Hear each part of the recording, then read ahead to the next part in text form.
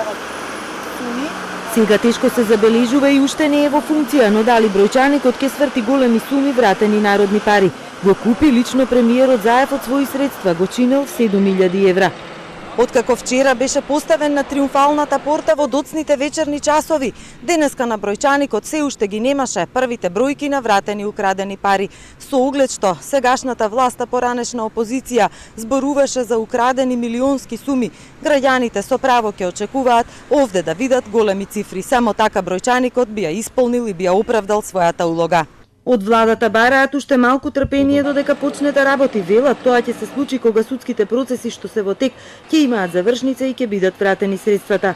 Зоран Заев како граѓанин на Република Македонија упати барање за согласност за поставување на електронски екран, во јавноста познат како бројчаник, и истиот е набавен лично од него.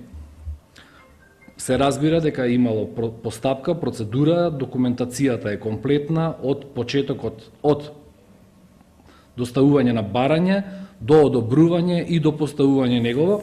Ако навистина биле украдени милиарди од претходната, како што за време на опозиционерските денови зборуваше сегашната власт, граѓаните ќе имаат голем ќар од вратените средства, вели аналитичарот Арстовски, но тој препознава и популизам.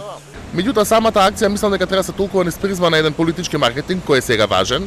Мислам дека власта сака да покаже некаква отчетност и некаква различност од претходната власт и во таа смисла треба да се толкува овој потек. Мислам дека секако има врска со референдумот. Власта во овој момент се обиде да ги искористи сите алатки кои стојат на располагање за да покаже дека незе треба да се даде поддршката, не само како власт, туку и за незините политички проекти што од кои секако дела и референдум. Граѓаните со поделени мислења. Украдените пари? Никој пат нема да се вратат. Тоа ше украдено, амин. Не, нема да се вратат. Зошто? Па таква е пракса овде. Мора. Очекуваме и тоа многу.